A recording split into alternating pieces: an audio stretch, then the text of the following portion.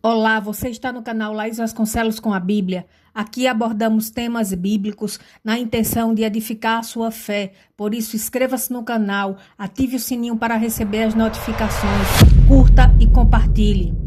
Josias assumiu o trono com apenas 8 anos de idade e foi o 16º monarca de Judá.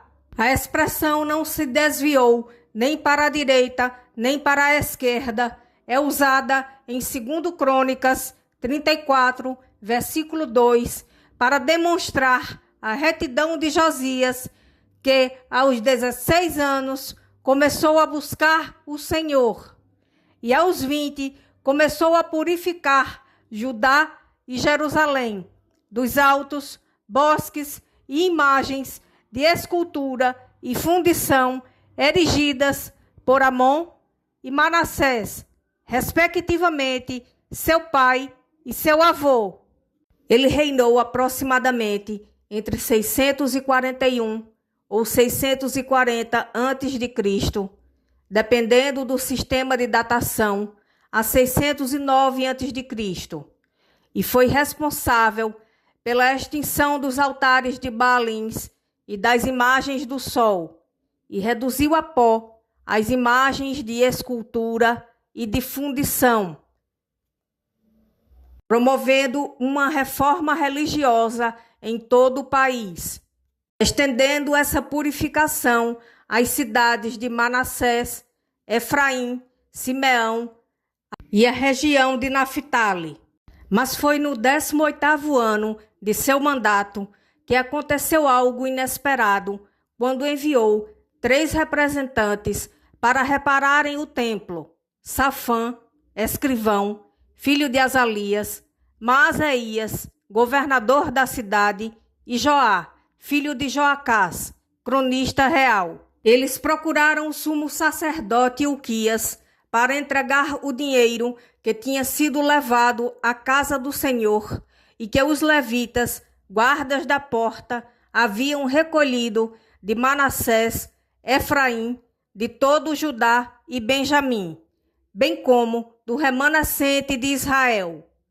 O recurso foi entregue aos encarregados da obra, que, por sua vez, o repassaram aos que trabalhavam no templo em sua reforma. Com aquela quantia, os mestres da obra e os construtores também comprariam pedras lavradas e madeira para as vigas e para os reparos dos edifícios que os predecessores de Josias haviam deixado se deteriorar. A Bíblia ressalta que estes homens eram honestos nesta obra, trabalhando fielmente. Enquanto entregavam o dinheiro que fora levado ao templo, o sacerdote Ilquias achou o livro da lei do Senhor, dada por Moisés, e o confiou a Safã, que o levou ao rei.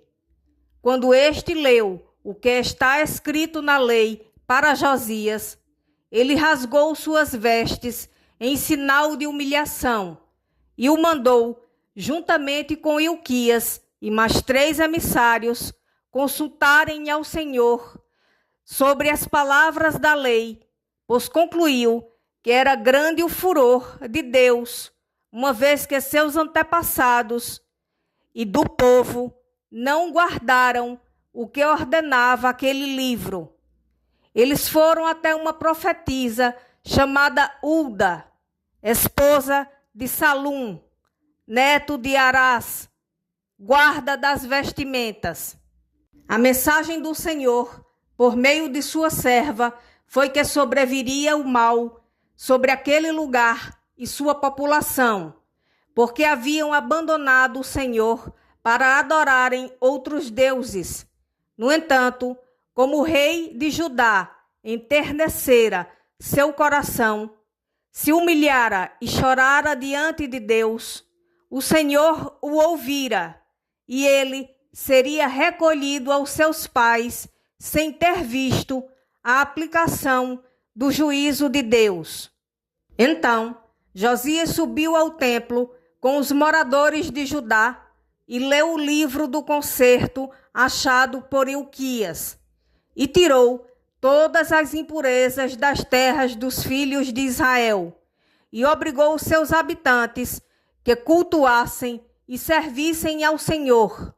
E enquanto ele viveu, o povo não se desviou desse propósito. Naquele mesmo ano, a Páscoa foi celebrada em Jerusalém, no 14º dia do primeiro mês.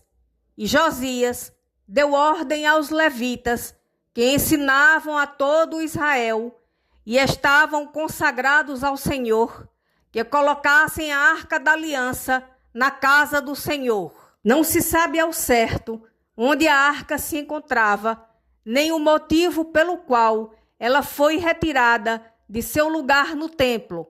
Se por ocasião da reforma, quando pode ter sido deslocada para uma câmara ou algum outro espaço temporário, ou se fora levada para fora do templo, na gestão ímpia de Amon ou de Manassés. Este último, inclusive, chegou a colocar um ídolo esculpido na casa de Deus. Alguns comentaristas bíblicos defendem que a Arca da Aliança fora levada para a casa de Salum, que era tio do profeta Jeremias, subscrevendo o que afirma a tradição hebraica. De acordo com estudiosos e teólogos, o relato de 2 Crônicas, capítulo 35, versículo 3, é a última menção histórica da Arca Sagrada, antes de seu enigmático desaparecimento. A Bíblia anuncia os tesouros levados para a Babilônia quando Nabucodonosor invadiu e destruiu Jerusalém e o templo em 2 Reis, capítulo 25. Porém, a Arca de Deus não se encontra na lista dos despojos. Posteriormente, na época do retorno do exílio, quando o templo foi reconstruído, ela também não é mencionada. Já na era cristã, o apóstolo João descreve sua visão da Arca do Concerto no templo celestial, no livro de Apocalipse. Depois que o rei fez os reparos na casa do Senhor e a última Páscoa foi celebrada, Faraó Neco marchou para uma campanha contra Carquemes, junto ao Eufrates, para ajudar a Assíria, com a qual o Egito havia firmado um acordo político-militar. E Josias partiu em direção ao rei do Egito, que mesmo o tendo prevenido através de seus mensageiros de que Deus lhe dissera que se apressasse em sua investida e que, portanto, Josias não se opusesse a Deus, que estava com ele naquela missão, o rei de Judá repetiu o estratagema de Acabe, rei de Israel, quando se disfarçou e foi a peleja por Ramote Gileade. O rei de Judá foi à batalha no vale de Megido disfarçado e foi atingido pelos flecheiros, ficando fatalmente ferido. Sobre ele, o profeta Jeremias compôs uma lamentação. E Joacás, filho de Josias, reinou em seu lugar.